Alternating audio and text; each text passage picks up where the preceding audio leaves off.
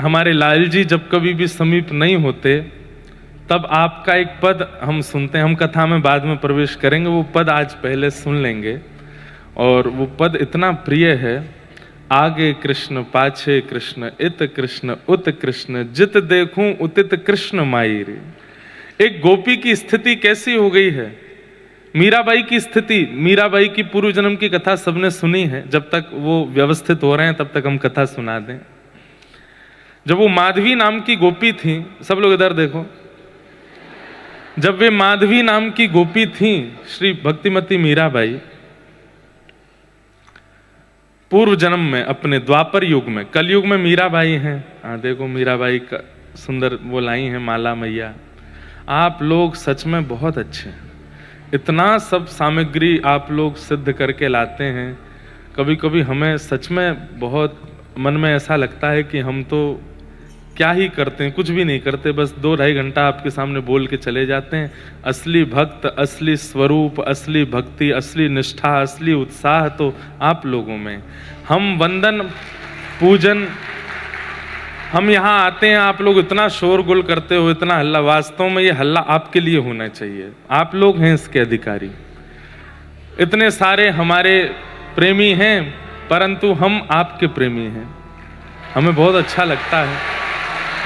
तो भक्तिमती मीराबाई जब अपने पूर्व स्वरूप में माधवी नाम की गोपी थी, तो उनकी माँ ने उनको वचन दिया था, माँ ने उनको समझा के भेजा कि तू ब्याह करके ब्रज जा रही है। बोले जी मैया। ठाकुर जी के सखाते तेरो ब्याह भयो है। बोले कौन ठाकुर जी? बोले नंद जी को लाला है कन्हैया, वाके सखाते तेरो ब्याह भयो है। मेरी एक बात गांठ बांध ली हो। बोले कहा, चाहे जैसी स्थिति आ जाए, अपने पति के सखा कृष्ण को अपना मुख मत दिखाइयो। क्यों? क्योंकि वो जाकू देख ले या जो वाकू देख ले, दोनों स्थिति हैं।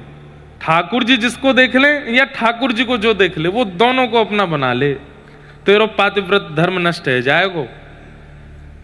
तो माधवी ने अपनी पल्लू में एक गांठ बांध ली। बोले मैया मेरो भी वचन है, चाहे जीवन भर पल्लू में ही बूढ़ी हैनो आ जाए, लेकिन वह कन्हैया को मुख नहीं दिखाऊंगी। बताओ, जिससे मुख छुपाना चाहिए उसको दिखाया, और जिससे मुख जिसको दिखाना चाहिए उससे छुपा रहे हैं। हम लोग भी तो ऐसे ही हैं, विश्व को अपना सब कुछ दिखा रहे हैं, पर जिनको दिखाना चाहिए उनसे छुपा लेते हैं। माधवी गांठ बांध करके वृंदावन चली गई। ठाकुर जी को पता चली कि हमारो सखा ब्याह करके आयो है, तो उछलते कूदते ठाकुर जी तो बीच रास्ता में पहुंच गए, पालकी रुकवा ली। बोले अरे ब्याह कर लियो? बोले हाँ। बहू दिखा,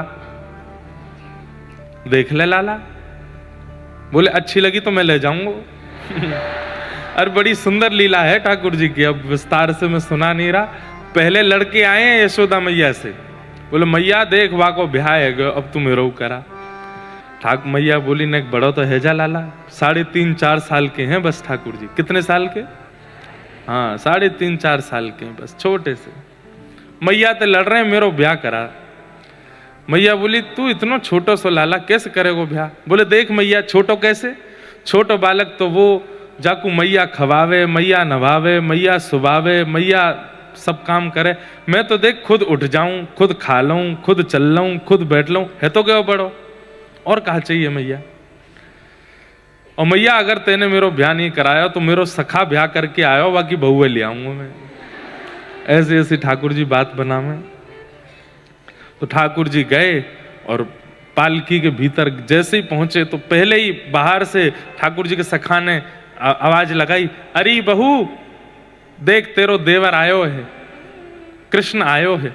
कृष्ण नाम सुनते ही माधवी बोली ये तो वही है जिसकी माँ ने कहा था मुख नहीं दिखाना। तुरंत घूंघट कर लिया और ऐसे घूंघट करके माधवी बैठ गई।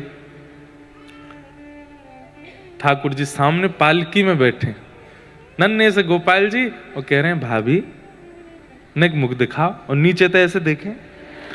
तो जितनो नीचे ठाकुर जी जामे माधवी उतनो छुपावे, इन्हें कि यहाँ दिखाई दो, न यहाँ ते ऐसे ठाकुर जी करें, पर माधवी मुख नहीं दिखाया। त्रिलोकीनाथ ब्रह्मांड नायक सामने बैठ के याचना कर रहे हैं और आप मुख छुपा रही हो उनसे। अरे एक पूतना थी, परम सुंदरी बन के आई, ठाकुर जी ने नेत्र बंद कर लिए, नहीं देखूंगा। और माधवी तेरे कैसे भाग्य कि ठाकुर जी स्वयं कह रहे हैं मुख दिखा, और तू छुपा रही है। थोड़ी देर बाद ठाकुर जी बोले बड़ो गुमान है अपने चेहरा को, जा नहीं देखूंगा तेरो मुख, लेकिन श्राप दे रहा हूं, तड़पेगी मेरो मुख देखवे के काजी। ये ताली बजाने वाली क्या बात है, एक तो श्राप लगो, कथा सुना करो भाव से। हर चीज हंसी की ताली की नहीं होती भैया, न भाव से सुनो। तड़पेगी मेरा मुख देखने के लिए। माधवी अभी तक तो बोली नहीं, अब बोली मैं क्यों तड़पूंगी, मेरा पातिव्रत धर्म है, तुम जाओ मुझे नहीं देखना। ठाकुर जी बोले समय बताएगा। बंधुओं कहीं ना कहीं मुझे लगता है कि ये घटना सबके साथ हुई है। जब ऐसी स्थिति बन जाती है, हम तड़प रहे होते हैं ठाकुर जी को देखने के लिए, धाम जाने के लिए व्याकुल हो रहे होते हैं, चरित्र सुनने के लिए, कथा सुनने के लिए, और योजनाएं नहीं बन पाती। तो याद करिएगा कभी तो ऐसा कुछ हुआ है कि ठाकुर जी सन्मुख थे और हमने ही मुंह फेरा है, इसलिए ठाकुर जी फेर लेते हैं। हमारा तो नियम है, ठाकुर जी के मंदिर में जाते हैं तो जितनी देर मंदिर में हैं ऐसे जाएंगे मुख ठाकुर जी के आगे, पीछे जाना है तो भी ऐसे देखते रहेंगे, बाहर निकलना है तो भी देखते ही हुए, ऐसे कमर हो ही ना उनकी तरफ, पता नहीं काय बात पर रूठ जाएं, देखते रहो। ठाकुर जी बोले तड़पेगी। और उसके बाद प्रसंग आता है कि सब गोपियां कृष्ण की ही चर्चा करती हैं। या दोहने बहनने मथनो पलेप प्रेंखें खनार भरुदितो क्षणमार जनादो। श्रीमद् भागवत में शुकाचार्य जी कहते हैं गैया का दोहन करती हैं तो जो घर घर घर घर दूध की धार बाल्टी में आती है उसको ही ताल बना करके कृष्ण कृष्ण कृष्ण कृष्ण गाने लगती हैं गोपियां। जब अपने घर में गोबर का चौका लगाती हैं तो पोंछा जब झर्र झर्र झर्र होता है उसी को ताल बना करके गोपियां कृष्ण कीर्तन करती हैं। जब कुआं से जल लेने के लिए जाती हैं तो रस्सी खींचते समय जो घर घर स्वर आता है उसी को ताल बना करके कृष्ण कृष्ण गाती हैं। हर क्षण गोपियों की चित्त वृत्ति में केवल कृष्ण है और कुछ नहीं। माधवी कहती है तुम पे और कोई काम नहीं, कृष्ण ऐसा है, कृष्ण वैसा है, कृष्ण ऐसे चलता है, कृष्ण ऐसे बैठता है, कृष्ण ये खाता है। अरे तुम सब विवाहिता हो और परपुरुष की चर्चा करती हो। सब गोपियां बोली तेने अभी देखो ना है भाई। माधवी बोली देखा नहीं और देखना भी नहीं, मुझे नहीं देखना, तुम लोग रहो उसके स्वर में स्वरूप में, मेरे पति हैं, मुझे क्या आवश्यकता देखने की। अरे वो पुरुष नहीं है, वो कोई मानव नहीं है, वो परपुरुष नहीं है, वो साक्षात पुरुषोत्तम है, एक बार देख तो कैसे नेत्र हैं। बोले मुझे नहीं देखना, वो मेरे सामने चर्चा भी मत किया करो। लेकिन होता है ना कि 24 घंटे जो चर्चा सुनते हैं फिर एकांत में वही चलने लगता है। अब माधवी की स्थिति ऐसी हो गई, अब 24 घंटा गोपियों से वही सुनती है तो कुछ भी करती है तो लगता है कृष्ण ऐसे ही बैठते होंगे। फिर कहती है अरे माधवी तू क्या सोच रही है। रास्ते में चलती है, टेढ़ी मेढ़ी डगर दिखती है तो गोपियां बताती हैं टेढ़ी मेढ़ी डगर आती है तो कन्हैया ऐसे ललित गति विलास वल गुहास प्रणय निरीक्षण कल्पितो रुमान। ललित गति से ठाकुर जी चलते हैं। ललित गति कैसी, पाग टेढ़ी। सुन के निराश मत होना, जो ज्यादा इनके पीछे पड़ा रहता है ये उसको भाव कम देते हैं और जो इनसे भागता है ये उसी को पकड़ते हैं। रसखान की क्या हालत हो गई, घबरा गया है। मैंने सुना है टेढ़ी टांग वाला रहता है, यहाँ पे वृंदावन से निकलना है तो बड़ी सावधानी से इधर नहीं देखना है उधर नहीं देखना, कहीं अपना नहीं बना ले। जितना डर करके रसखान निकले थे ऐसी त्रिभंग ललित स्वरूप धारण करके आए कि रसखान उन्हीं के ही हो गए। तो जो इनसे भागता है उसको ज्यादा पकड़ते हैं ये। माधवी भाग रही है, इसका मतलब आप भागने मत लगना। अब नहीं भाग सकते, अब तो इनके सन्मुख हो गए, आते ही नहीं, सन्मुख ही नहीं होते, जानते ही नहीं इनको, और तब भागते, तब पकड़ते हैं आपको। तो माधवी की ऐसी स्थिति हो गई, अब तो सुबह सुबह 3-4 बजे उठ करके यमुना जल भरने के लिए गई है, और जैसे ही जल भरने लगी, आज वही पात्र है, वही घड़ा है, वही जल है, रोज उठा के ले जाती, लेकिन आज वो उठ ही नहीं रहा है। इतना जोर लगा रही है लेकिन उठा ही नहीं पा रही है। मन में सोच रही है कि आज इतना भारी कैसे हो गया, यमुना जी भारी हो गई। मन में सोचने लगी कोई गोपी भी नहीं है, अभी तक कोई उठ करके भी नहीं आई। आवाज लगाने लगी, अरे कोई सी आ रही हो तो नेक मेरी मटकी उठाए दो, उठवाए दो। अब कोई तो कहां आवेगी, इतने में श्याम सुंदर आए, टेढ़ी मेढ़ी चाल चलते हुए, मधुर मुस्कान। मीरा ने, माधवी ने देखे तो कभी थे नहीं, पहली बार में तो परिचय दे दिया इसलिए मुंह छुपा लिया था, दूसरी तीसरी बार तो कभी देखे ही नहीं। अब जैसे ही छोटे से चलते हुए आए तो माधवी को लगा कितना प्यारा बालक, चाल तो देखो, मुख तो देखो, नेत्र तो देखो, छवि तो देखो। माधवी, ठाकुर जी आके बोले मैं उठवाऊं? लाला तू खुद नेक 100 कैसे उठवाएगा? बोले नेक 100 ना हूं मैं, पेट में 1.5 हाथ की दाढ़ी है मेरे, उठवाए के देख ले। ये हमारी ब्रज की भाषा में ऐसे बोलते हैं, देख वे में छोटो लगे, पेट में 1.5 हाथ की दाढ़ी है। ठाकुर जी आए, माधवी रह रह करके देख रही है, ये बालक कुछ अद्भुत नहीं है, इसके केश कुछ अद्भुत हैं, इसकी नासिका, इसके ओष्ठ, इसके नेत्र, इसकी चाल, इसका रूप रंग कुछ अद्भुत है, ये कुछ अलग है। तमद्भुतम बालकम अम्बुजक्षणम, अद्भुत बालक है। जैसे ही माधवी उठाने लगी, आगे से ठाकुर जी ने उठवाया। अब माधवी जैसे मटकी उठा रही तो उसका ध्यान मटकी पर नहीं है, उस बालक को ही देख रही है, ठाकुर जी को ही देख रही है। ठाकुर जी कह रहे मां ध्यान दे, उठाया को। हाँ, उठाने लगी तो मटकी सामने ठाकुर जी, यहां माधवी जैसे उठाने लगी तो मटकी सामने आई तो माधवी ऐसे देख रही है, कितना सुंदर है। जैसे ही उठा, अब उसकी इच्छा है कि जल्दी उठा के ऊपर धरूं ताकि ये मुझे दिखें, लेकिन जैसे ही मटकी ऊपर उठाने लगी, जितनी मटकी ऊपर उठाई उतने ही लंबे ठाकुर जी होते जा रहे हैं। अब मटकी यहां तक आ गई और बालक वो छोटा सा इतना लंबा हो गया, मुख नहीं दिख रहा है। अब व्याकुल हुई माधवी, अब तो जैसे इधर करे तो ठाकुर जी इधर करें, इधर करे तो उधर करें। हटा करके जैसे ही सिर पर रखा, ठाकुर जी मंद मुस्काए गए, बोले मैं ही कृष्ण हूं। और जैसे ही कहा कृष्ण, ठाकुर जी तो वहां से चले गए, मटकी नीचे गिर गई। और स्थिति, रोंगटे, हम सबके रोए खड़े होते हैं, पर कितनी देर के लिए, 1 क्षण 2 क्षण के लिए। माधवी के रोंगटे घंटों के लिए खड़े हो गए। कभी सर्दी लगती है, कभी उसको गर्मी लगती है, कभी जाड़ा लगने लगता है, कभी कांपने लगती है, कभी घबराने लगती है। और घबरा किस लिए रही है कि कहां चले गए वो? अब तो ढूंढ रही है, जित देखूं उतित श्याममयी है। और तब मेरे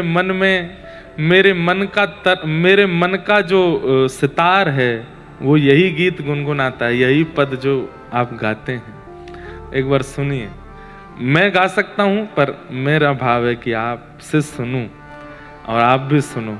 माधवी की स्थिति क्या है जब से ठाकुर जी को देखा है। कल हमने गिरिराज उत्सव तक की कथा का श्रवण किया। ठाकुर जी ने नख पे धार लियो गिरिराज नाम, गिरधारी पायो है। इंद्र को संशय हुआ ठाकुर जी पर और इंद्र ने कोपायमान होकर के मेघमालाओं को आज्ञा कर दी। इसीलिए कहते हैं मुह्यन्ति यत् सूरयः, जब देवता भी ठाकुर जी की लीला पर संशय कर सकते हैं, मोहित हो सकते हैं, तो आजकल के कई लोग प्रश्न चिन्ह उठाते हैं ठाकुर जी के भावों पर, उसमें कौन सी बड़ी बात है? भगवान ने ऐसा कैसे कर दिया, ये कैसे कर सकते हैं, भगवान है ही नहीं, कई लोग ऐसा भी दावा करते हैं। तो ये आज की बात थोड़ी है, ये तो समय से चला आ रहा है। तब इंद्र आदि देवता नहीं, कभी कभी जो भगवान के संग रहते हैं वो जब संशय कर सकते हैं, तो हम तो मानव हैं। इंद्र ने संशय किया, कोपायमान होकर के वर्षा की, भगवान ने गिरिराज्य धारण किए। 7 दिन बाद जब इंद्र को लगा कि नहीं ये तो परमात्मा है, तब चरणों में आकर के स्तुति गाई। पिता गुरुस्त्वं जगतामधीशो दुरत्ययः काल उपात्तदण्ड हिताय स्वेच्छातनुभिः समीहसे मानं विधुन्वन् जगदीशमानिनाम्। एक बात समझने की है बंधुओं, ठाकुर जी के प्रति दोष बुद्धि आ जाए, ठाकुर जी को उससे कोई फर्क नहीं पड़ता। ठाकुर जी सोचते हैं बालक हैं, कि संसार पूरी सब बालक ही हैं हमारे प्रति दोष बुद्धि रखते हैं, कोई बात नहीं। हमारे प्रति संशय बुद्धि रखते हैं, कोई बात नहीं। हमारे प्रति प्रश्न चिन्ह रखते हैं कि कौन भगवान, तब भी ठाकुर जी क्षमा करते हैं। लेकिन ठाकुर जी के जनों का जब हम लोग संशय करते हैं, ठाकुर जी के जनों पर जब हम प्रश्न उठाते हैं, ठाकुर जी के जनों का जब हम अपमान करते हैं, तब ठाकुर जी सहन नहीं होता। अपने संशय को ठाकुर जी ज्यादा बड़ी बात मानते नहीं, लेकिन ठाकुर जी के जनों को मत छेड़ो, उनसे कुछ मत कहो, वो ठाकुर जी को बहुत पीड़ा देता है। नरसिंह मेहता, सब लोग उनके भाव से भली भांति परिचित हैं। आप सोचिए, किसी भी भक्त का चरित्र उठा करके देख लीजिए और मुझे ला करके दे दीजिए कि महाराज जी इनका समाज ने अपमान नहीं किया, सबका किया। नरसिंह मेहता जी के साथ तो इतना आगे तक चला गया समाज। नागर वंशीय ब्राह्मण थे श्री नरसिंह मेहता जी, जूनागढ़ गुजरात में निवास करते थे। केवल इसलिए उनको अपने समाज, अपनी जाति से बहिष्कृत कर दिया क्योंकि वो नृत्य करते थे कीर्तन में, क्योंकि वो ठाकुर जी के श्रृंगार रस का गान करते थे। ठाकुर जी के हर प्रकार का रस है, वीर रस भी है, सौम्य रस भी है, ज्ञान रस भी है, वैराग्य रस भी है, और हम आप सब लोग जो चर्चाएं ज्यादा सुनते हैं वो ठाकुर जी का श्रृंगार रस है, ठाकुर जी का प्रेम रस है। तो उस काल में नरसिंह मेहता प्रेम रस, श्रृंगार रस गाते थे, तो लोग इसलिए उनका अपमान करते थे। गोपियों के संग रास कर रहे हैं, इस विषय को नरसिंह मेहता गाते थे तो लोग बाग उनकी अवहेलना करते थे। प्रिया जी के साथ ठाकुर जी निकुंज में क्या लीला कर रहे हैं, इस रस को नरसिंह मेहता गाते थे तो लोग बाग उनका अपमान करते थे। और कभी कभी कीर्तन करते करते जब नृत्य करने लगते थे, तब तो महाराज सबने कहा अब तो अति हो गई, तो क्या करें। तो नागर वंशीय ब्राह्मणों ने मिल करके नरसिंह मेहता जी को अपने कुल जाति से बहिष्कृत कर दिया कि हाँ अब तुम हमारी जाति के नहीं हो। नरसिंह मेहता बोले मेरा दोष? बोले क्योंकि तुम नृत्य करते हो, तुम गाते हो, और गायन में भी ठाकुर जी का श्रृंगार रस गाते हो, इसलिए हमको ये शोभा नहीं देता। जिन जिन लोगों ने नरसिंह मेहता जी को बहिष्कृत करने के लिए अपील की थी अपने समाज के बड़े लोगों से, वे सब लोग नगर के बाहर जो वैसा नृत्य होता है वो देखने जाते थे, उसमें राजी होते थे, उसमें प्रसन्न होते थे, उन गानों को सुनकर के सुखी होते थे। और नरसिंह मेहता जो ठाकुर जी का रस गाते, उनका बहिष्कार करवा रहे थे। नरसिंह मेहता बड़े प्रसन्न होकर के लौटे घर को, तो किसी ने रास्ते में पूछा आज तो बहुत बुरा हुआ, इतना बुरा नहीं करना चाहिए था आपके साथ, बताओ अपने वंश से, अपने कुल परंपरा और अपनी जाति से ही आपको बहिष्कृत कर दिया। नरसिंह मेहता बोले नहीं बहुत अच्छा हुआ। बोले क्यों? पहले परिवार ने घर से निकाल दिया तो परिवार का बोझ चला गया सिर से, उसके बाद भाइयों ने अवहेलना कर दी तो भाइयों का भी संबंध टूट गया, एक जाति का और समाज का एक भार और था वो भी चला गया। अब कुछ नहीं, अब मैं अकेला हूं, अब तो और कीर्तन करूंगा और नृत्य करूंगा और आनंद करूंगा। आपका उद्देश्य क्या है, ये बड़ी बात है। नरसिंह मेहता कहते मेरा उद्देश्य ये सब है ही नहीं, ये लोक रंजन करना, समाज की परवाह करना, ये मेरा उद्देश्य नहीं है। मेरा उद्देश्य ठाकुर जी हैं, मैं क्यों चिंता करूं इन सब की। ये लोग लगे हैं लड़ने झगड़ने में, मेरे को खींचने में, मेरे साथ उल्टा सीधा करने में, मेरा ये उद्देश्य ही नहीं। मेरे उद्देश्य श्याम सुंदर है, मैं उससे ना भटकूं बस। और मुझे लगता है ये सब ठाकुर जी ही करा रहे हैं। मुझे उन तक पहुंचाने के लिए। तो नरसिंह मेहता जी के पिताजी का श्राद्ध था, घर से निकाल दिया था इनको। लेकिन आपको अब कभी नरसिंह मेहता जी का चरित्र सुनाएंगे विस्तार से। नरसिंह मेहता वृंदावन गए और जब रास का अनुभव किया तो रास में इतना सुंदर इन्होंने कीर्तन गाया कि श्री प्रिया जी और ठाकुर जी दोनों ने अपने पैर का नूपुर उतार करके नरसिंह मेहता के पैर में बांध दिया।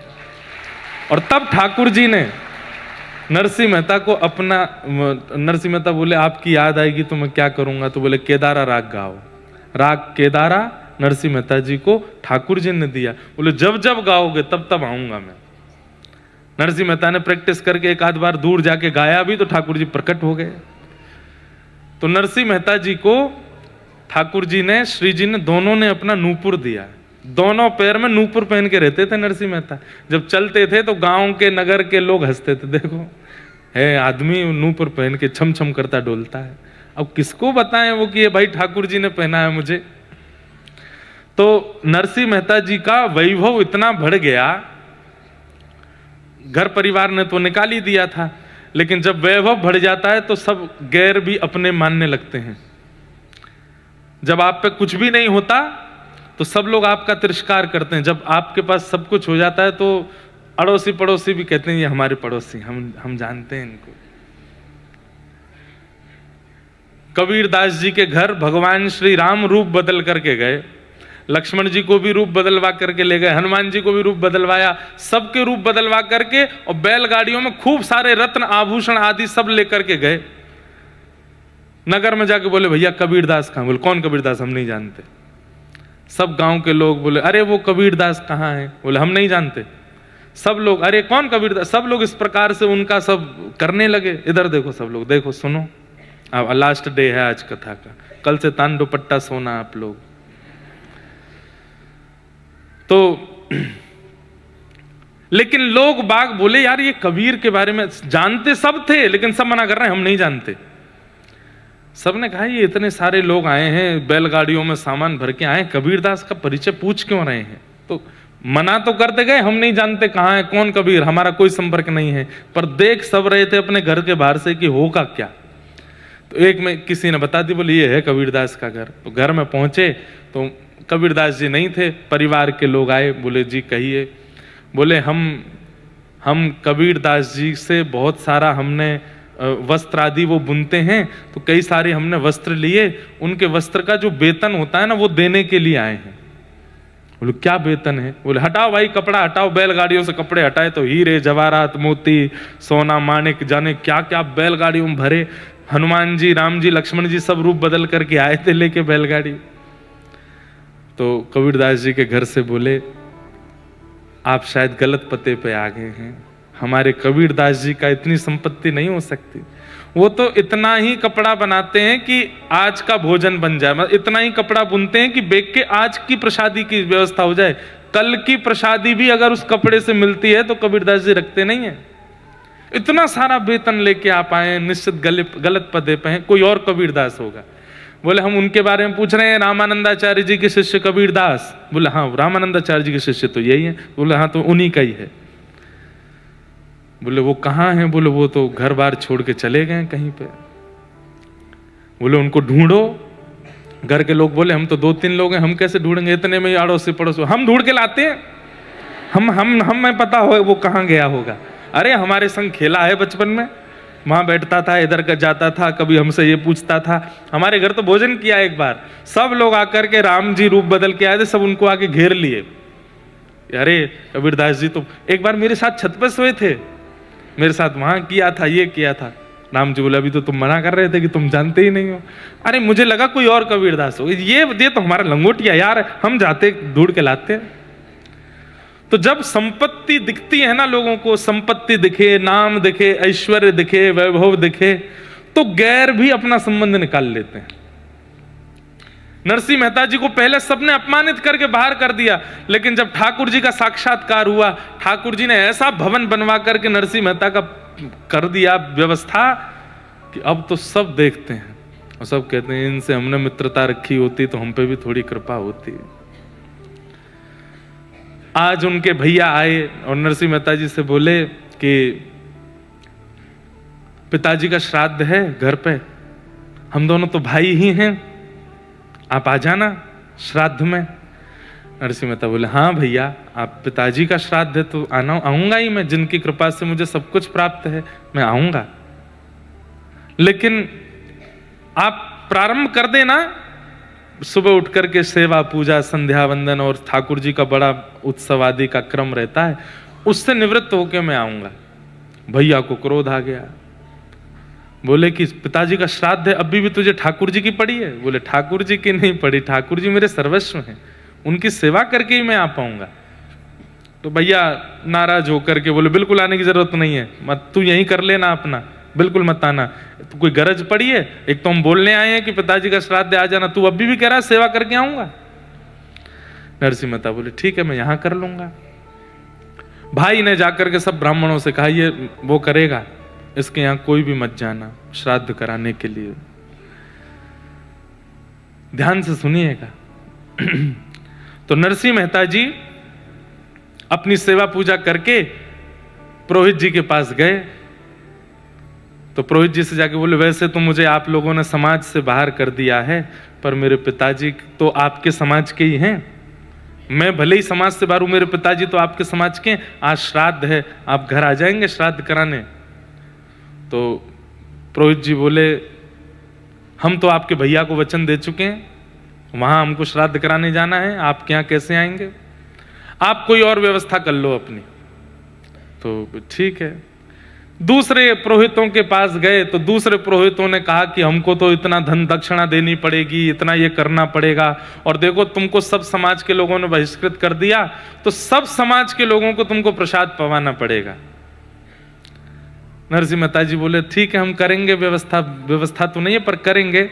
अब समाज के 400 परिवार थे, उन लोगों को तो हंसी आ रही थी, बढ़िया है 400 लोग इसके घर पहुंचेंगे और ये नहीं खिला पाएगा तो इसकी और अवहेलना होगी और इसकी निंदा होगी, हम सब समाज के लोग आएंगे, तुम व्यवस्था करो।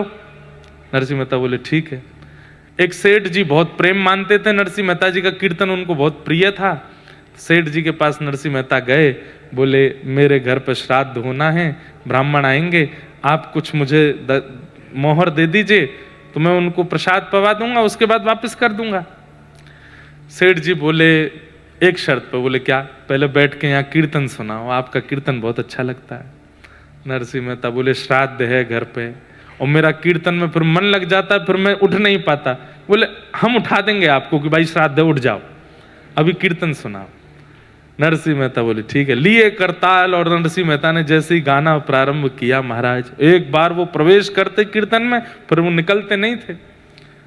महाराज झंकृत होने लगता था वातावरण, नृत्य करता था नरसिंह मेहता के कीर्तन पर। मुझे गुजराती ज्यादा आती नहीं तो उनके कीर्तन में सुना था, कैसे बढ़िया बढ़िया मधुर कीर्तन गुजराती में।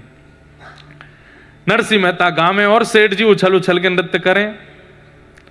ठाकुर जी ने मन में विचार किया, अरे नरसिंह, वहां ब्राह्मण नागर वंशी सबरे ब्राह्मण 400 परिवार इकट्ठे हो रहे हैं घर पे और वहां सबका श्राद्ध करना हो, ये यहाँ कीर्तन कर रहा है, क्या करें? तो ठाकुर जी नरसिंह मेहता बन के चले गए और नरसिंह मेहता बनकर के घर पे गए। पत्नी से बोले ए देवी देख कितने सारे ब्राह्मण आए हैं, जल्दी कर प्रसादी बना। बोले कहां से बनाऊं प्रसादी, रसोई में तो कुछ है नहीं। अरे तू जब नहाने गई थी मैंने लाके सब धर दिया, देख तो सही। भीतर जाके देखा तो आटा दाल चावल सब बड़ी मात्रा में भरा था। अब तो पत्नी बोले अभी बनाती हूँ। तुरंत लग गए महाराज अमनिया करने, सब सामग्री बनाने। नरसिंह मेहता भी बीच बीच में जाके सामग्री सिद्ध करावे। ब्राह्मणों को सब आप बैठो, बस थोड़ी देर दो, अभी बस प्रसादी सिद्ध हो रही, श्राद्ध आदि। ठाकुर जी ने नरसिंह मेहता के पिता का श्राद्ध अपने हाथ से किया, क्योंकि नरसिंह कीर्तन में व्यस्त है। नरसिंह अभी कीर्तन कर रहा है अपने हाथ से। ठाकुर जी जिसका चिंतन कर लें वो मुक्त हो जाता है, जिसका श्राद्ध कर दे उसका क्या होगा। सब ब्राह्मण तो सब बैठे थे, बोले अभी तक तो सब ठीक ठाक सही चल रहा है, देखते हैं क्या पवाएगा। और फिर तो असली तो मजा तब आएगा जब दक्षिणा की बारी आएगी। 400 परिवार के लोग, कम से कम 1,500-2,000 लोग थे वहां पे। सबको प्रसादी पवा रहे हैं ठाकुर जी, अपने हाथ से सबको खीर परोस रहे हैं, सबको जो जो सामग्री सब परोस करके दक्षिणा की बारी आई। ब्राह्मण देवता बोले अब तो नरसिंह मेहता बहुत बढ़िया पवाया तुमने, प्रसादी दक्षिणा बांटो। जी, जो रूखी सूखी हो स्वीकार कीजिएगा। बोले तुम दो तो सही। एक एक पोटली भर करके महाराज उसमें 12-12 सोने की मोहर सबको बांटी ठाकुर जी ने अपने हाथ से। वे जैसे ही दक्षिणा लेवे बाहर देख के बोले कंकड़ पत्थर भरे हैं क्या? भीतर खोल के देखे तो सोने की। सब नरसिंह मेहता को देखते रह गए। अब तुम्हारा सब आशीर्वाद दें। अब कहे नरसिंह मेहता आज तो तुमने आनंद कर, तृप्त कर दिया सबको, सब आनंद कर दिया। अरे आप बस आशीष बनाए रखो, अपना कृपा बनाए रखो, सब प्रसन्न रहो। अब वो सब ब्राह्मण निकले वहां से। वहां थोड़ी दूर पे भैया भी अपने पिताजी का वो कर रहे थे, एक ही पिताजी का श्राद्ध दोनों भैया कर रहे थे। वहां 10-15 बड़े बड़े विद्वान वेदज्ञ नागरवंशीय जो विद्वान थे वो सब वहां पे प्रसाद जीम रहे थे। वहां वेद मंत्र का पाठ चल रहा है, बड़े विधि विधान से सब कुछ चल रहा था। दक्षिणा की बारी आई तो भैया ने, उस काल में सबसे बड़ी दक्षिणा होती थी 1.5 रुपया। वो 1.5 रुपया दिया तो 1.5 रुपया देख करके भी बोले 1 रुपया देते हैं सामान्य लोग, 1.5 दिया है। वाह भाई, आनंद कर दिए भाई नरसिंह मेहता जी के बड़े भैया ने।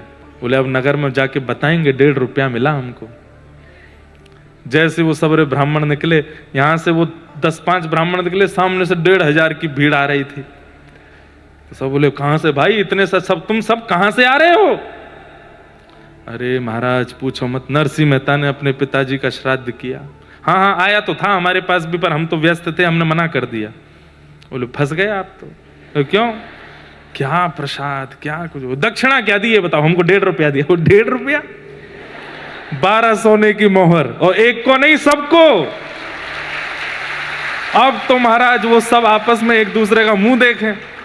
नरसिंह मेहता ने दिया। बोला हाँ हमारी तो भाई 1.5 ही हम बहुत समझ रहे थे। बोले महाराज हम लोगों को तो इतना मिल गया कि अब इस जन्म में किसी का श्राद्ध खाने की जरूरत नहीं है, पूरा कुल खानदान चल जाएगा, तुम खाते रहो इसके घर पे ही, हमारा तो नरसिंह बढ़िया है। ठाकुर जी सब कर करा के पत्तल वत्तल दोनों पति पत्नी, ठाकुर जी पति बन गए, नरसिंह मेहता पत्नी के साथ पत्तल उठा करके सब धर के हाथ वाथ जिम के। बोले लाओ देवी अब हमें पवाओ। हाँ बैठो ना। बैठ गए। ठाकुर जी नरसिंह मेहता के यहाँ प्रसाद पा रहे हैं। प्रसाद पाने के बाद देवी अब तुम भी पालो, हम जाते हैं थोड़ा हाथ आदि धो के संध्या वंदन करते हैं। ठाकुर जी की प्रसादी थाली में ही पत्नियां पाती हैं, ऐसा नियम रहा। तो पति की प्रसादी थाली में बैठ करके वो जिमने लगी। ठाकुर जी हाथ धोने के बहाने गए, वहीं से अंतर्ध्यान हो गए। नरसिंह मेहता का कीर्तन वहां पूरा हुआ।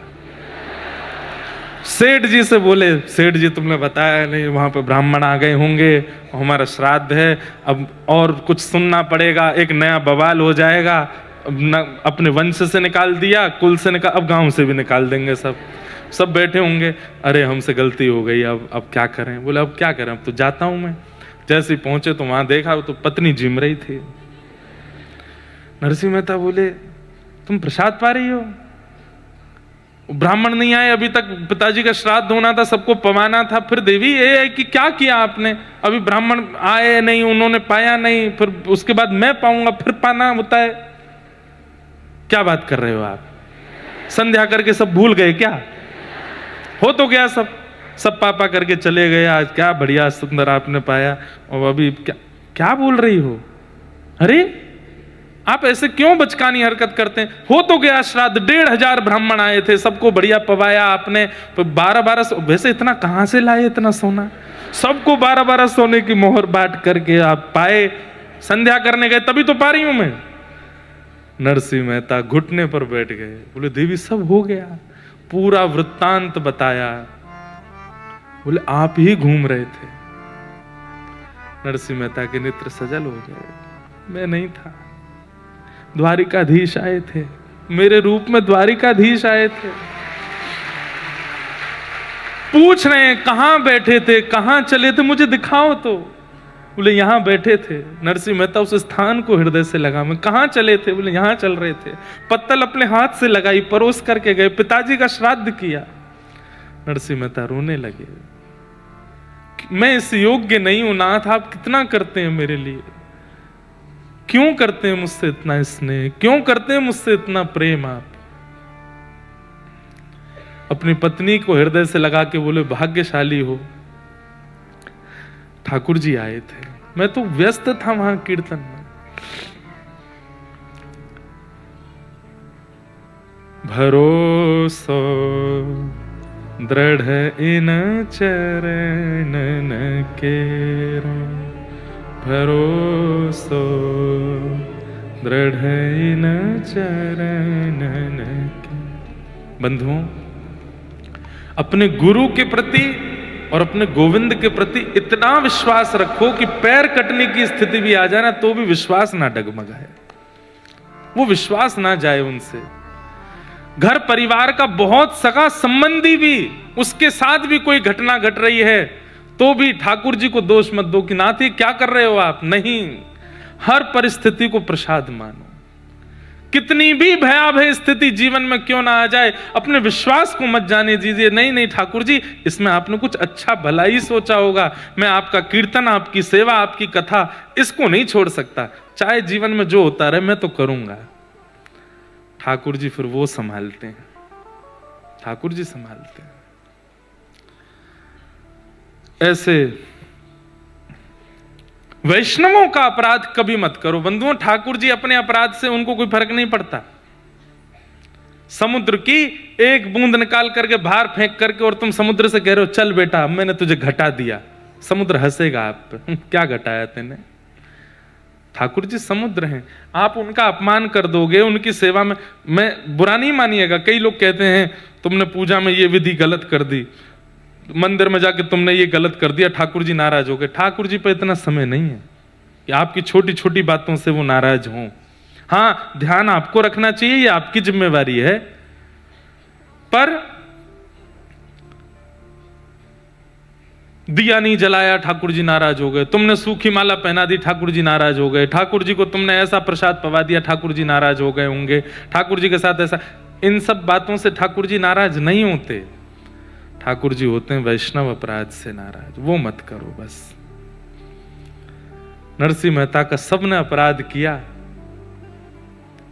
ठाकुर जी ने उनको स्वीकार किया। आपको पता नरसिंह मेहता जी का भगवत धाम गमन कैसे हुआ था? जन्माष्टमी का दिन रात्रि में पास के गांव में कीर्तन करने के लिए गए। रोज का हर जन्माष्टमी पर कीर्तन करने जाते थे, तो रात्रि का कीर्तन करते, ठाकुर जी का अभिषेक आदि करके फिर विश्राम करते, फिर सुबह नंद महोत्सव करते थे। लेकिन एक दिन नरसिंह मेहता रात्रि में कीर्तन करने के लिए गए, रात भर कीर्तन करते रहे, अभिषेक हो गया, बधाई बट गई, उसके बाद भी कीर्तन चलता ही रहा, चलता ही रहा, चलता ही रहा। लोग नृत्य कर रहे हैं। महाराज कहीं अधिक समय हो जाता है तो लोग जाने लगते हैं, पर वहां भीड़ और बढ़ने लगी, चारों तरफ से भीड़ है, गांव के दूर दूर के लोग आ गए और नरसिंह मेहता लिए करताल 12 घंटे हो गए नृत्य करते करते। और इतने में ही किसी ने कहा नंद महोत्सव प्रारंभ हो गया, सुबह के 8 बजे हैं। ठाकुर जी पलना में बैठ गए, तब बधाई का पद गाया। नंद के आंगन में बधाई बज रही है और नरसिंह मेहता बधाई मांग रहे हैं, सब लोगों के आगे ऐसे झोली फैला करके नृत्य कर रहे हैं, मेरे लाला को प्राकट्य भयो, बधाई दो, बधाई दो। इस प्रकार झूमते झूमते, बधाई लेते लेते, कीर्तन करते करते, घूमते घूमते घूमते वहीं पलना के सन्मुख बैठ गए और वहीं ठाकुर जी में विलीन हो गए। नंदोत्सव के दिन ठाकुर जी का कीर्तन गाते गाते ठाकुर जी के भाव में विलीन हुए। ऐसे नरसिंह मेहता। तो वैष्णव अपराध मत करो। इंद्र ने आकर के भगवान से क्षमा मांगी, भगवान ने उसको क्षमा कर दिया। बोले कोई बात नहीं ठाकुर जी, मैंने बहुत गलत किया, आप 7 दिन तक खड़े रहे। भगवान बोले कोई बात नहीं, ठीक है, क्षमा। कल ब्रह्मा को क्षमा नहीं किया, आज इंद्र को क्षमा कर दिया। क्यों? क्योंकि ब्रह्मा ने ग्वाल बाल ब्रजवासियों को छीना है और इंद्र की करनी से सब समीप आए हैं, गिरिराज जी के नीचे आए हैं, सन्मुख आए हैं, इसलिए इंद्र के अपराध को ठाकुर जी ने क्षमा कर दिया। तत्पश्चात बंधु, मन तो नहीं हो रहा मेरा कि मैं कथा विश्राम करूं, लेकिन नियम है अपना, सब क्रम हैं अपने, सब निभाने हैं। आपको भी अपने कार्यों में रत होना है। नव वर्ष आ रहा है, ठाकुर जी की सेवा पूजा सब प्रारंभ करनी है। हमें भी आगे के कार्य, लाल जी के उत्सव की सब व्यवस्थाओं में जाना है। परंतु इतना सुख मिल रहा है, इतना आनंद आ रहा है कि बस मन करता है कहते रहें, ये विश्राम ही ना हो, चलता रहे ये सुंदर भाव। हमारे धवल जी और इनका पूरा परिवार, पूरा भट्ट परिवार इतने भाव से, इतनी श्रद्धा से इन्होंने ये उत्सव और ये भागवत जी का क्रम रखा। बड़ी प्रसन्नता है चित्त को। ये इस वर्ष की अविस्मरणीय कथाओं में एक कथा है और इसका कारण संख्या नहीं है, इसका कारण व्यवस्था नहीं है, इसका कारण है जो उत्साह हमें प्राप्त हुआ। यहां से भी अधिक भीड़ हो जाती है कथाओं में। भीड़ का मतलब कथा सुनने वाले कितने, यहां सुनने वाले आ रहे हैं, ये अच्छी बात है। सब सुनने वाले आए, इतने उत्साह में आए, इतने प्रेम में आए और हम भी बड़े उत्साह में रहे, तो बस यही सुख मिला। अब कथा को ले तो जाना है विश्राम की ओर, तो जल्दी जल्दी हम सब प्रसंग कहेंगे, आप लोग थोड़े थोड़े भाव सुनिए। भगवान का गायों ने नाम रखा गोविंद। एकादशी व्रत की महिमा बताई गई, तत्पश्चात रास पंचाध्याय प्रारंभ हुआ। भगवान पिता रात्रि शरदोत्फुल्ल मल्लिका विक्षरन्तुम मनश्चक्रे योग मायाम उपाश्रिता। सब गोपियों को ठाकुर जी ने आश्वासन दिया है कि मैं शरद पूर्णिमा की रात्रि पर आपको स्वीकार करूंगा। आज वही शरद ऋतु, शरद पूर्णिमा की रात्रि आई। सब गोपियां अपने अपने गृह कार्य में लगी थीं, लेकिन जैसे ही शरद पूर्णिमा का चंद्रमा प्रकट हुआ, गोपियां विचलित हो गईं। बोले, ओहो, ये तो वही तिथि है जिसमें श्याम सुंदर ने हमसे मिलने का वचन दिया है। सब प्रतीक्षा कर रही हैं कि श्याम सुंदर एक बार और बुला दें तो हम जाएं। तब ठाकुर जी ने वेणु का नाद किया और निशम्य गीतम तदनंग वर्धनम ब्रजस्त्रिय कृष्ण गृहीत मानसा आजग्मुरन्योन्यमलक्षितोद्यमा सयत्र कांतो जवलोल कुंडला। ऐसा सुंदर क्लीम शब्द प्रयोग किया है ठाकुर जी ने वेणु में कि जो भी कृष्ण प्रेम में उन्मुक्त गोपियां हैं, केवल उन्हीं को वो वेणु की ध्वनि सुनाई दे रही है। या फिर ऐसा कहो, धुन तो सबको सुनाई दे रही है, पर उस धुन में आमंत्रण का स्वर केवल प्रेमी गोपिकाओं को सुनाई दे रहा है। सबको पता चल रहा है कि कन्हैया वंशी बजा रहा है, लेकिन प्रेमी गोपियों के कान में जाकर के वो धुन कहती है, चल गोपी जल्दी कर, श्याम सुंदर तेरी बाट निहार रहे हैं। और वो गोपी तुरंत दौड़ती है, अपने सब कार्यों को छोड़ करके दौड़ी हैं। लोक लाज मर्याद किसी का भी भान नहीं रखा, दौड़ी ठाकुर जी से मिलने। असंख्य गोपियां वन में पहुंच गईं।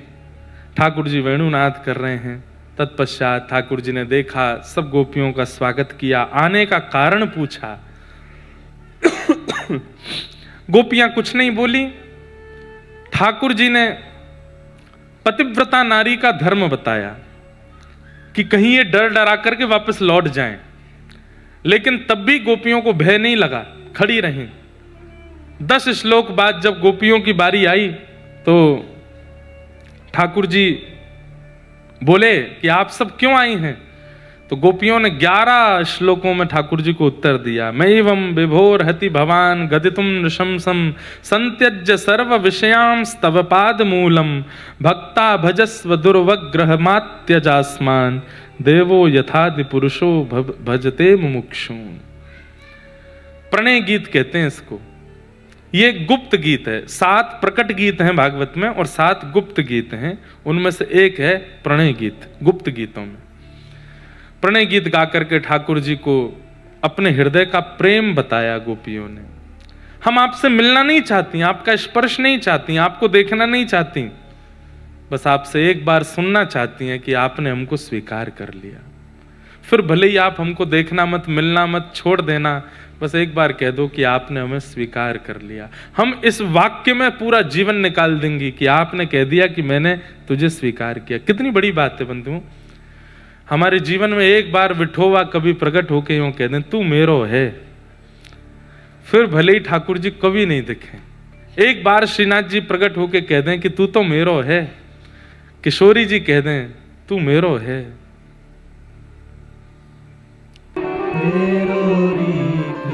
हमें कुछ नहीं चाहिए श्याम सुंदर आपसे। हम आज सब कुछ छोड़ छाड़ करके आपके सन्मुख इसलिए आई हैं कि बस ये कह दीजिए कि आपने हमें स्वीकार कर लिया। कह दीजिए, बस करिएगा भी मत, बस बोल तो दो एक बार कि आपने हमें स्वीकार कर लिया। ये सुन करके और इस शब्द के सहारे पूरा जीवन जी लेंगी। मत दिखना हमको कभी भी। कैसा प्रेम है गोपियों का। ये संसारी प्रेम नहीं हो सकता। जहां मिलने की इच्छा है, जहां स्पर्श की इच्छा है, जहां वार्ता की इच्छा है, जहां दिखने की इच्छा है, वो संसारी प्रेम है। गोपियों का प्रेम परम पवित्र है। वो कह रही है बस आप एक बार बोल दो कि तुम हमारी हो, चली जाएंगी। फिर हम पर्दा कर लेना, आप हमसे मत दिखना। वो आप बोल दोगे, वो स्वर लहरियां हमारे मस्तिष्क में, हृदय में, दिमाग में घूमती रहेंगी, उसी के सहारे जी लेंगी हम। ठाकुर जी ने इनकी प्रेम की परीक्षा ली और ऐसा प्रेम प्रस्तुत किया गोपियों ने। ठाकुर जी बोले अरे गोपियों, मैं जानता हूं तुम आज की प्रतीक्षार्थी नहीं हो, त्रेता युग से प्रतीक्षा कर रही हो। जब मैं दंडक वन में राम बनकर के आया था, तब तुम सब गोपी ही उस दंडक वन के संत थे, ऋषि थे, जो मेरे दर्शन की लालसा में बैठे थे। लेकिन सीता हरण के बाद मैं लंका चला गया और वहां जाकर के रावण वध करके जब सीता जी को मुक्त किया, तब लक्ष्मण जी ने बताया कि 14 वर्ष पूर्ण हो गए हैं, तो मुझे कैसे भी वापस अयोध्या पहुंचना है, नहीं तो भरत जीवित नहीं मिलेगा। इस कारण से मैं आप लोगों को दर्शन देने नहीं आ पाया था। तब आप लोग ही प्रतीक्षा करते करते करते अपने प्राण त्याग दिए और वही दंडक वन के संत ही व्रज की गोपी बन करके आए हैं। आपकी प्रतीक्षा तो एक युग की है। आप आज के प्रतीक्षार्थी थोड़े ही हैं। आप तो कब से प्रतीक्षा कर रहे हो। और अब जाकर के भी मैंने परीक्षा ली तो आप सब कह रहे हैं कि आपको कुछ नहीं चाहिए, बस मैं अपना लूं।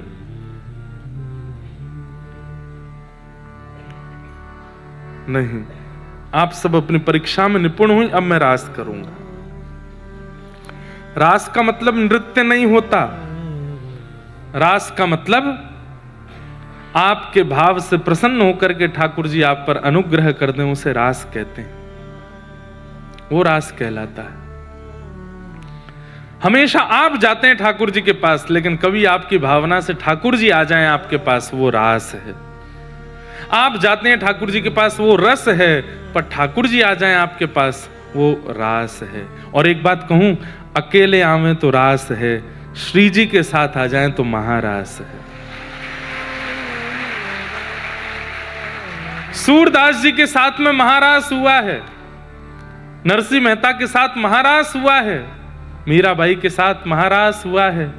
हम आप अभी रस में ही अटके पड़े हैं, रास ही नहीं हुआ। महाराज तो बहुत दूर है अभी।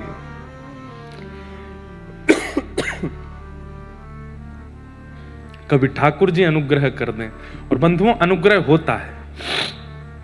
बहुत याद आ रही है वृंदावन की, या जगन्नाथपुरी की, या द्वारिका की, या डाकोर जी की, या श्रीनाथ जी की। बहुत दिन से बेचैन है पर नहीं जा पा रहे।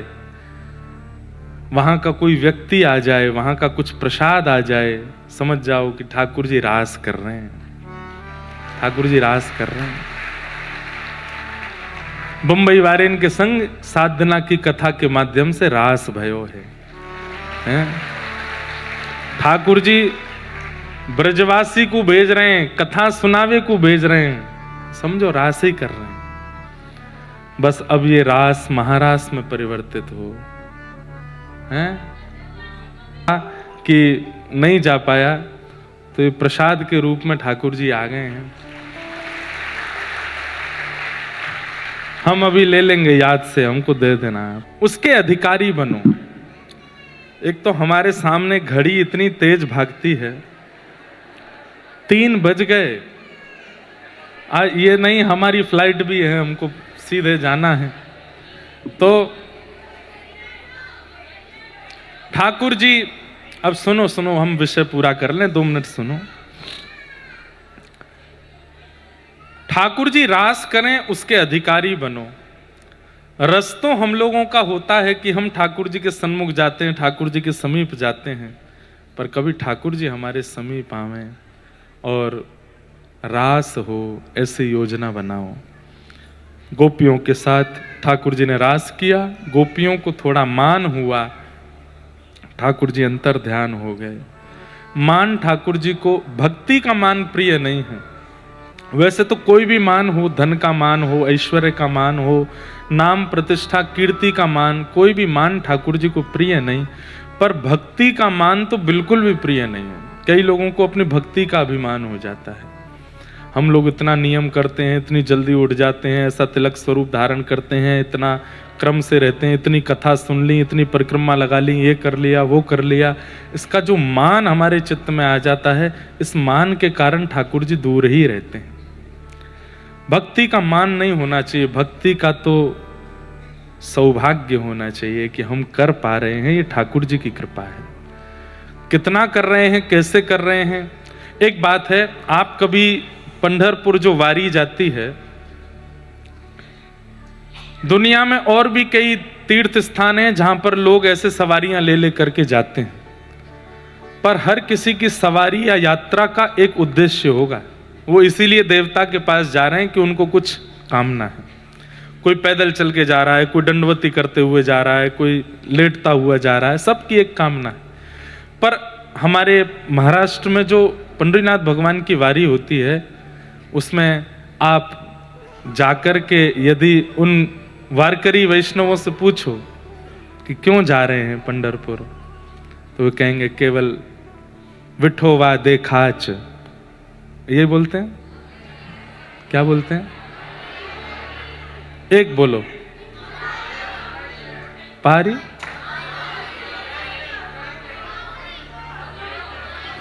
पाहुनी, पाहुनी, पाहुनी है, माउली, माउली देखाच, माउली पाहुनी। अरे ठीक है, आपको पता है सब। वो उनकी भावना केवल एक है कि हमको विठोबा को देखना है, बस। और कोई इच्छा से वो लोग वारी इतना लंबा चल कर, बंबई से भी वारी जाती है, पुणे से भी वारी आती है। मैं एक बार कथा कर रहा था, खाम गांव, शेगांव, वहां से भी वारी जाती है, नागपुर से वारी जाती। कितने लोग कहां कहां से पंढरपुर जाते हैं। और आपको पता है, वो जिस वारी में, वो जो आषाढ़ी एकादशी के दिन वहां पहुंचते हैं, उस दिन लाखों की तादाद में, करोड़ों की तादाद में पहुंच जाते होंगे, लाखों ही पहुंचते होंगे। वो सब दर्शन भी नहीं कर पाते विठोबा के, केवल ध्वजा जी देखते हैं मंदिर की। वो कहते हैं कि आज के दिन विठोबा ऊपर ध्वजा पे आके बैठ जाते हैं, तो इसलिए ध्वजा का दर्शन करो। अकिंचन निष्किंचन भक्त हैं अधिकतर यहाँ के वारकरी वैष्णव, हमारे महाराष्ट्र के, अद्भुत हैं। तो ठाकुर जी उनके साथ हैं। अच्छा जय हो। क्या बोली मैया, समझ में नहीं आया उनको। कुछ मराठी में बोली आप।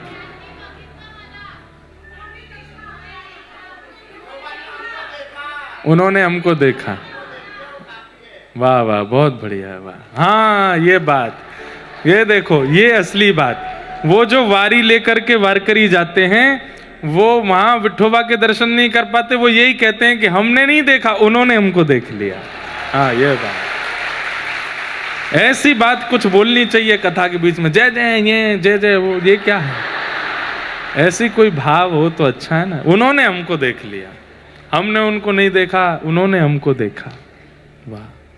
और यही रास है कि वो हमको देख लें, हम उनको देखें, ये रस है, पर वो हमें देखें, ये रास है।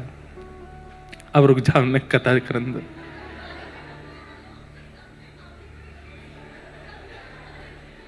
क्या कह रहे हैं?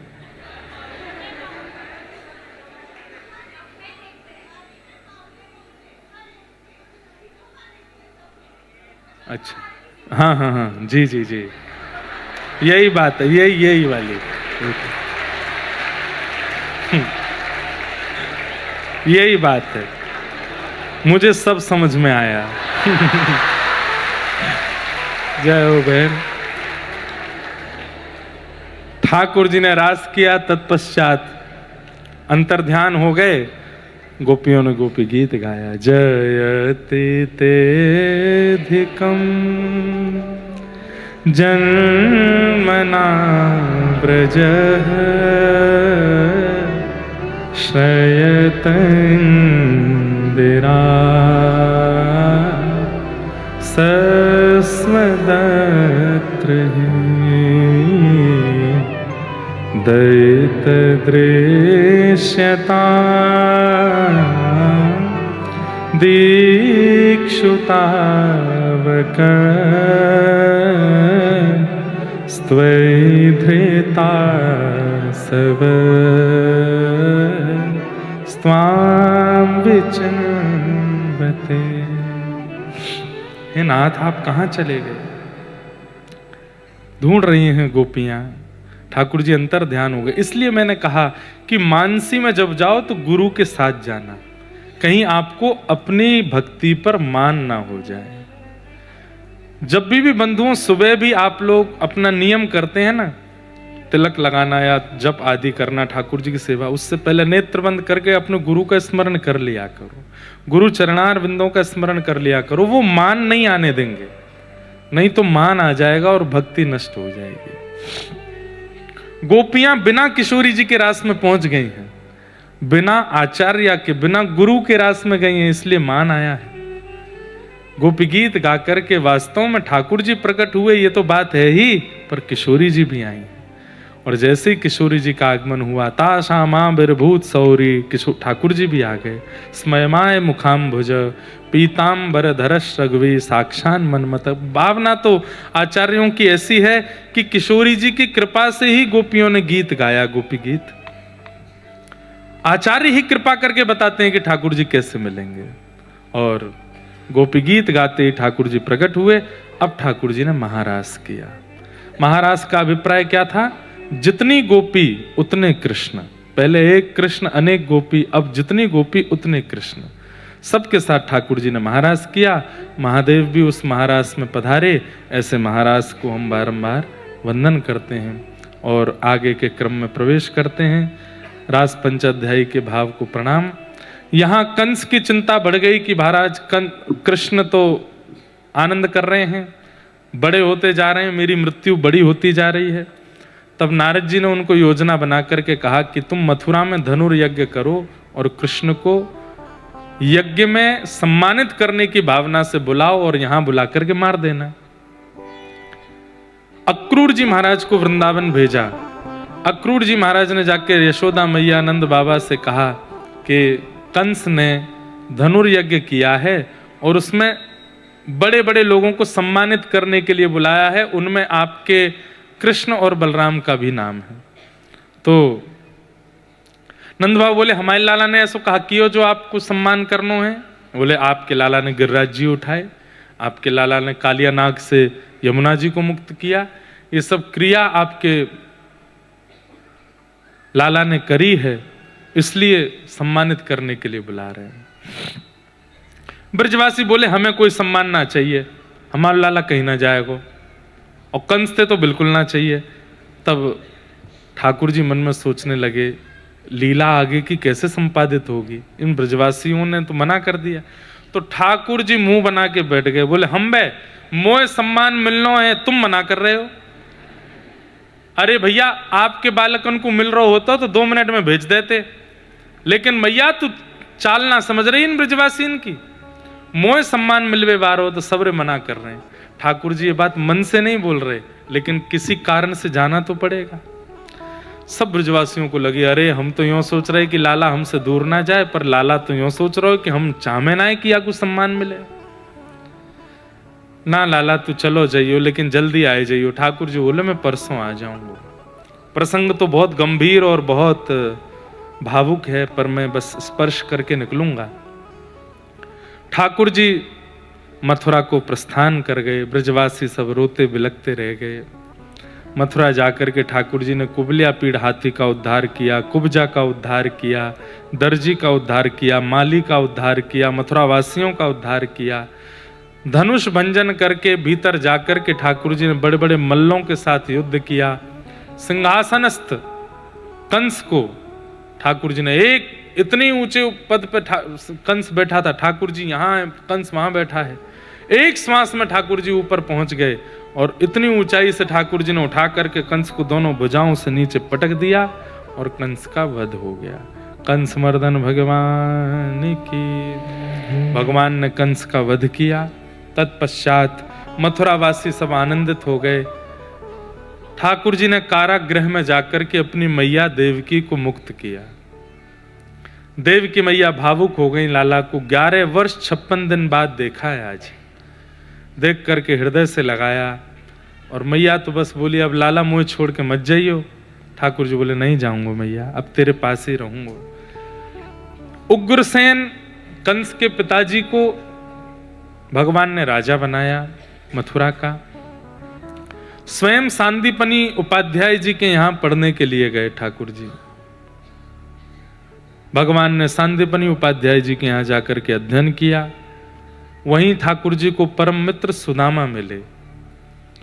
कुछ दिन बाद ठाकुर जी अध्ययन करके लौटे। मथुरा में व्रज की बहुत याद आ रही थी, तो ठाकुर जी ने अर्जुन को भेजा, उद्धव को भेजा कि तुम जाओ वृंदावन सुध लेके आओ। उद्धव जी वृंदावन गए। किशोरी जी और सब गोपियों का सानिध्य प्राप्त करके कह के गए थे कि मैं शाम तक आ जाऊंगा। 6 महीने बाद लौटे उद्धव, और श्री उद्धव जी अत्यंत प्रेम रस में उन्मुक्त होके आए। बंधुओं, अर्जुन और उद्धव में कौन श्रेष्ठ, हमें कोई आकलन नहीं करना, कंपटीशन नहीं है, पर एक भाव दृष्टि से उद्धव श्रेष्ठ है। अर्जुन भगवान का विद्यार्थी है, उद्धव किशोरी जी का विद्यार्थी है, उद्धव श्री राधा रानी का विद्यार्थी है। इसलिए उद्धव जी महाराज जो हैं वो ज्ञानी भी हैं, पर प्रेम रस के भाव में भी रहते हैं। अर्जुन ज्ञानी है, पर प्रेम रस भगवान ने अर्जुन को नहीं दिया, उद्धव को दिया। हम लोग उद्धव जी वाली श्रेणी में हैं, अधिकतर लोग अर्जुन वाली श्रेणी के हैं। गीता ज्यादा प्रचलित है पूरे विश्व में, क्योंकि गीता में ज्ञान विद्यमान है, जीवन जीने का, जीवन सफल बनाने का, आदि आदि। पर जिन लोगों का उद्देश्य जीवन सफल बनाना है वो गीता का आश्रय लेते हैं, पर जिनका उद्देश्य भगवत प्राप्ति है वो श्रीमद् भागवत का आश्रय लेते हैं। दोनों का आश्रय लेना चाहिए। आप गीता के आश्रय से भी भगवत प्राप्ति कर सकते हैं, पर वो ज्ञान मार्ग है, वहां ज्ञान के भाव से वो अच्छा लगता है और अच्छा है ही, पर भागवत प्रेम मार्ग है। मार्ग दोनों ठाकुर जी तक ही पहुंचाते हैं। आपको जो योग्य लगे उस मार्ग से चलो। कई लोग तो यही नहीं जानते कि श्रीमद् भागवत और भगवत गीता ये अलग है। कई लोग सोचते हैं 7 दिन कथा सुनने के बाद ही बोलते महाराज जी आपने बहुत अच्छी गीता सुनाई। हमने कहा भाई गीता नहीं है, ये श्रीमद् भागवत है। भगवत गीता महाभारत का छोटा सा अंश है और श्रीमद् भागवत स्वच्छंद एक ग्रंथ है, महापुराण है। भगवत गीता भगवान ने गाई है और श्रीमद् भागवत, भगवत गीता गाने वाले भगवान कौन है उनका परिचय है। श्रीमद् भागवत तो अलग अलग हैं। वो भगवद है, ये भागवत है। भगवद मतलब भगवान के द्वारा जो वद यानी कि भाषित की गई है, बोली गई है, वो गीता। और भागवत यानी कि भगवान का या भगवान के, वो भागवत। तो ठाकुर जी कंस का वध किए, सांदीपनी गुरुकुल से पढ़ के आए, उद्धव जी को वृंदावन भेजा। उद्धव जी ज्ञानी बन करके लौटे, प्रेम मार्गी बन करके लौटे। तत्पश्चात ठाकुर जी ने मथुरा पर जरासंध ने चढ़ाई की। 17 बार ठाकुर जी ने जरासंध को हरा दिया। 18वीं बार जब वो ब्राह्मणों को अनुष्ठान पर बैठा के आया तो भगवान ने मन में विचार किया कि भाई ब्राह्मणों का अनुष्ठान विफल नहीं होना चाहिए, हम भले ही हार जाएं। हराने के लिए ही अनुष्ठान हो रहा था। ठाकुर जी ने विश्वकर्मा को आज्ञा की, नई नगरी का निर्माण करो, और समुद्र के बीच में एक नई नगरी बनाई गई, और उसी समुद्र के बीच की नई नगरी का नाम पड़ा द्वारिका। भगवान रणभूमि में लड़ते लड़ते दाऊ दादा का हाथ पकड़े। दाऊ दादा को भी नहीं पता था क्या कर रहा है लाला। हाथ पकड़ करके बोले, दाऊ दादा? बोले हाँ, भागो। ठाकुर जी, दाऊ दादा बोले, लाला काय को? बोले कि इससे युद्ध नहीं करना। क्यों नहीं करना? ब्राह्मणों को ठीक है कि नहीं, आंख नैन नक्श ठीक है कि नहीं, पर ठाकुर जी ने इतनी जल्दी निर्णय कैसे लिया? तो कहते हैं कि प्रथम श्लोक में ही ठाकुर जी रीझ गए। जब रुक्मणी जी ने कहा, श्रुत्वा गुणान भुवन सुंदर शृण्वतामते, मैंने आपकी कथाओं को सुना है, आपको सुना है। ठाकुर जी ने मन में विचार किया, हमारी कथा सुनने का जिसमें गुण है उसमें सबरे गुण होंगे, यही तो ब्याह करूं। तो सर्वगुण संपन्न है क्योंकि कथा सुनने में रुचि है। ठाकुर जी बोले, अच्छा दूसरी बात, नवदा भक्ति में प्रथम भक्ति है श्रवणम। श्रवणम कीर्तनम विष्णु स्मरणम पाद सेवनम अर्चनम वंदनम दास्यम सख्य आत्मनिवेदनम, ये 9 भक्ति हैं। उसमें सबसे पहली भक्ति क्या है? सुनो। जब तक सुनेंगे नहीं आप सेवा में आगे नहीं बढ़ सकते, आपको पहले सुनना चाहिए।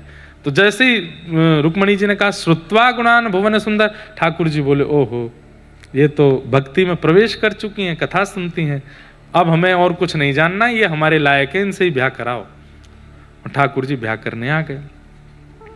देवी पूजा करने के लिए रुक्मणी जी गई, बड़ी प्रसन्न है कि ठाकुर जी आ गए, आज तक देखा तो है नहीं। प्रणाम करके जैसे ही पीछे मुड़ करके देखा, आहा स्वर्ण का रथ है, और उसके सन्मुख ठाकुर जी मधुर सुंदर स्वरूप में विराजमान है। क्या रथ में है? देखो दिखाइयो भैया, या मैं टीवी में दिखाओ। ये माता जी यहीं बैठे बैठे सब निर्माण कर देती हैं। क्या है ये? रुक्मणी हरण। वाह, रुक्मणी जी का हरण ठाकुर जी कर रहे हैं। कैसे करके ले गए?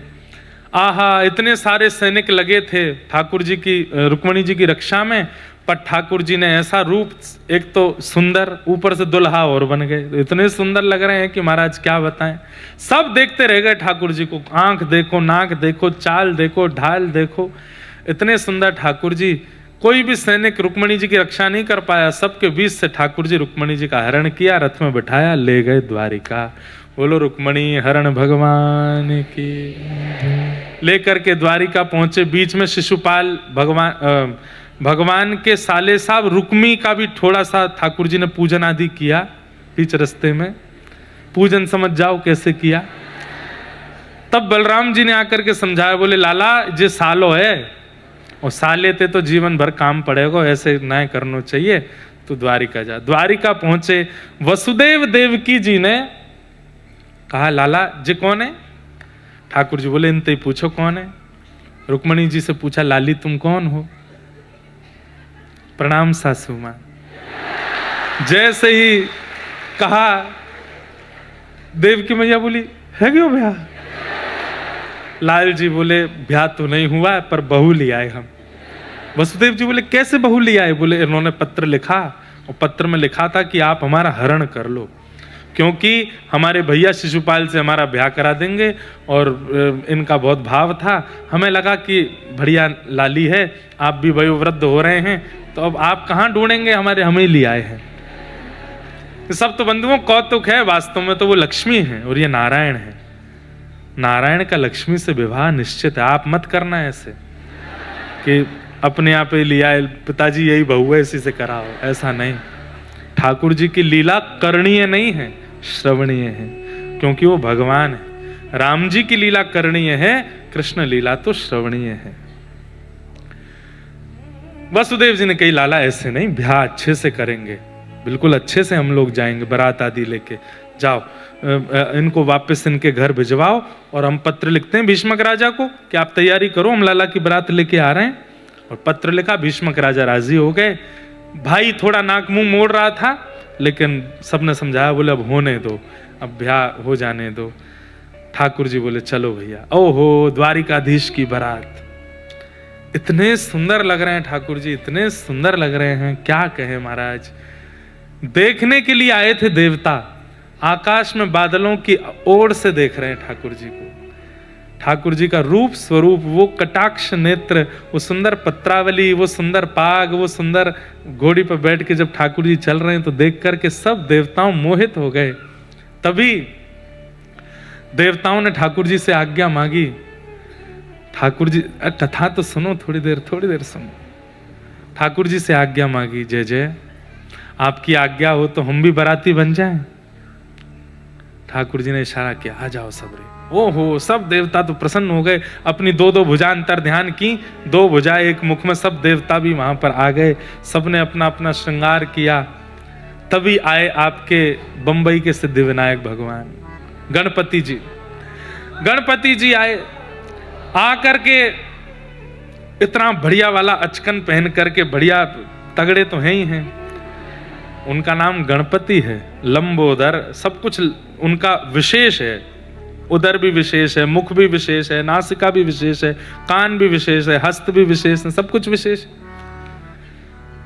और गणेश जी ऐसे तैयार होके पाग वाग पहन करके बढ़िया सुंदर ठाकुर जी की बारात में सबसे आगे आकर के खड़े हो गए। इंद्र आदि देवता दिखे ही नहीं रहे हैं, गणेश जी के आगे आते ही चल रहे हैं बिल्कुल ऐसे, और सबके सामने दिखाते हुए, सूंड आदि ऐसे घुमाते हुए, बड़े आनंद में। कोई कुछ प्रस्तुत कर दे तुरंत लेके पा लेते हैं, खुश हो रहे हैं सब। देवता बोले, हमारा काम खराब हो रहा है। क्यों? बोले, ये आगे आगे चल रहे हैं, हम तो दिख ही नहीं रहे हैं, हमें तो कोई देख ही नहीं पा रहा है। दो ही लोग दिख रहे हैं पूरी बारात में, या तो गणेश जी या द्वारिकाधीश। बोले, क्या करें? बोले, कुछ करो, इनको पीछे भेजो यहां से। बोले, कैसे भेजें इनको पीछे? किसी पे बैठ गए तो उसके तो। तब इंद्र गए, गणेश जी बड़ी चिंता में हूं मैं तो। गणेश जी बेचारे बड़े भोले हैं, बड़े जितने बुद्धिमान उतने ही भोले, उतने ही सरल हैं। भोले बाबा के लाला हैं, भोले भी। तो क्या बात है, आप क्यों चिंतित हो इतने? अरे इंद्र, आप तो हमारे राजा हो देवताओं के, क्या बात, मुझे बताओ। हमारा नाम विघ्न हरता है, हम विघ्न ही हरण करते हैं, आपका क्या विघ्न है बताइए। नहीं, बताने से कोई फायदा नहीं, वो उसका कोई हरण कर नहीं सकता। अरे हम गणपति हैं, देवताओं के गण जितने भी हैं उनके स्वामी हैं गणेश जी। आपने किसी देवता से आराधना की और उससे कहा हमारा ये काम बना दो, वो अपने गणों से कहेगा जाओ भाई इसका काम बनाओ। वो गण भी देवता के बाद फिर गणेश जी से आज्ञा लेते हैं, आपकी आज्ञा हो तो जाएंगे, गणेश जी आज्ञा देंगे तो ही काम बनेगा, नहीं तो नहीं बनेगा, चाहे कितने देवताओं को रिझाओ। तो गणपति इसलिए विघ्नहर्ता प्रधान देव हैं, प्रथम देव हैं, जो देवताओं का भी विघ्न हरण करे वो गणपति। तो इंद्र से कहा, क्या बात है बताओ। बोले, सब जा रहे हैं, पूरी द्वारिका खाली हो गई है, ठाकुर जी का भंडार है, इतना सब यहाँ धन संपत्ति सामग्री है, बड़ी चिंता में है सब। ठाकुर जी भी चिंता में, हम भी चिंता में कि पीछे से द्वारिका को कौन संभालेगा। ये सब चाबियां हैं तिजोरी की, सब चोरी हो जाएगा, सब लुट जाएगा। गणेश जी बोले, आप इतने दुखी मत हो, आप सब जाओ, मैं रुकता हूं ना यहाँ पे, लाओ सब चाबी दे दो हमको। नहीं, आप देखो कितनी बढ़िया आचकन पहन के आए हो, आप तैयार हो, आप तो बाराती लग रहे हो, आप नहीं, कोई बात नहीं, हमारा काम है, ठाकुर जी का विवाह मंगल में हो, उसके लिए द्वारिका में अगर हमको रुकना पड़े हम रुक जाएंगे, आप बस वहां से हमारे लिए प्रसादी ले आना, जो बारात में जीवनार सबको मिले वो ले। हाँ हम ले आएंगे, लाओ चाबी दो, तुम सब जाओ। इतने सीधे, इतने भोले बेचारे श्री गणेश जी लौट करके जा। तभी ठाकुर जी ने घोड़ी पे से देखा, गणेश जी कहां जा रहे हैं। उद्धव जी को बुलाया, उद्धव ये कहां जा रहे हैं। बोले, पूछ के आता हूं। बोले, ये देवताओं की चाल है कोई, इनको लेके आओ, ये चलेंगे तभी विघ्न हरेगा, नहीं तो भाई इनके बिना कैसे होगा सब कुछ। तो गणेश जी गए, जाकर के बड़े प्रसन्न बेचारे बैठ गए, सीधे साधे अपने द्वारिका की रक्षा में बैठ गए। बोले, सब गए, मैं देख लूंगा यहाँ पे। उद्धव जी गए, आप क्यों नहीं चल रहे। अरे उद्धव, पूरी द्वारिका खाली हो गई, सब गए भगवान की बारात में, स्वर्ग लोग खाली हो गया, सब देवता गए, कोई तो होना चाहिए देखने वाला। ये सब भंडार में देखूंगा, स्वर्ग भी जाता रहूंगा बीच बीच में, सब ठीक है कि नहीं, मैं सब संभाल लूंगा, तुम जाओ। उद्धव जी बोले, आप भी कैसी बात करते हैं, ये द्वारिका है, समुद्र के बीच में है, कौन आएगा यहाँ पे। और ठाकुर जी की सामग्री चोरी करने की किसी में सामर्थ्य है। अरे वो ठाकुर जी हैं, भगवान है, कौन चोरी करेगा, कौन यहाँ, अरे सब कुछ आनंद में।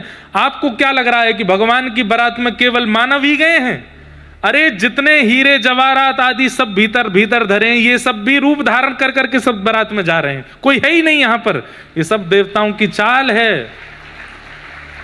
आपको क्या लगता है कि देवता नीचे आ गए तो स्वर्ग लोग खाली? स्वर्ग भी रूप धारण करके आया है, नरक भी रूप धारण करके आया है, तीनों लोग रूप धारण। ठाकुर जी की बारात है, कौन रुकेगा? सब लोग जा रहे हैं। अरे समुद्र देव भी रूप धारण करके जा रहे हैं, आप रुकेंगे तो कैसे? ये सब देवताओं की चाल है। क्यों? मुझसे क्या पीड़ा? बोले आप बहुत सुंदर लग रहे हैं, आगे आगे चल रहे हैं, उनको कोई देख नहीं रहा, पूछ नहीं रहा, इसलिए सब कर रहे हैं। अच्छा, अब सुनो हमारी बात। बोले क्या?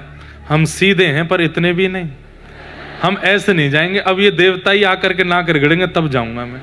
उद्धव जी बोले कितनों को बुला के लाऊंगा मैं, किस किस को जाके कहूंगा आप चल दो ना? बोले नहीं नहीं नहीं, अब नहीं जाऊंगा मैं, अब तो ये यही आएंगे।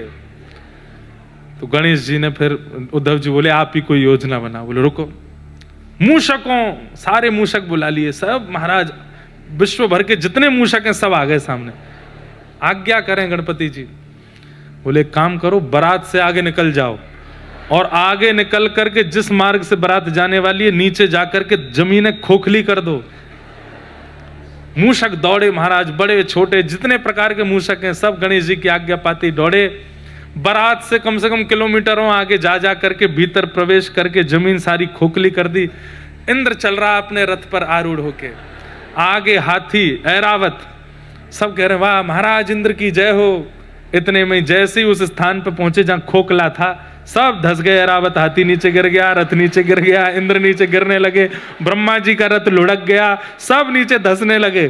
ठाकुर जी की घोड़ी गिरने ही वाली थी, सब ने आके संभाला। बोले ये सब क्या हो गया? सारे बाराती रसातल में चले गए। ठाकुर जी बोले विघ्नहर्ता गणेश जी नहीं है इसलिए हो रहा है।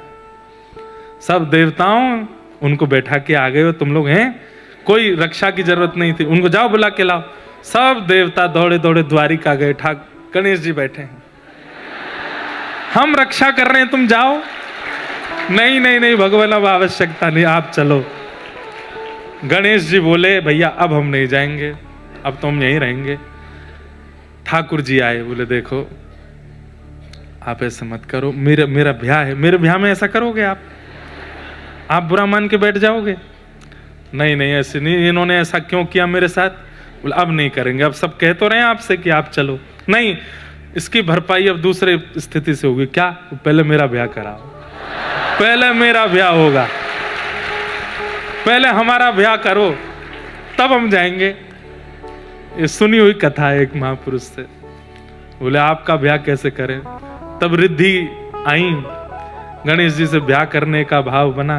गणेश जी बोले देखो हम बहुत व्यस्त रहते हैं विघ्न हरण करने में, सबके काम बनाने में, एक पत्नी से हमारा पारावार नहीं होगा। प्रसाद आदि बनाना और सब व्यवस्था बहुत ज्यादा है हमारी।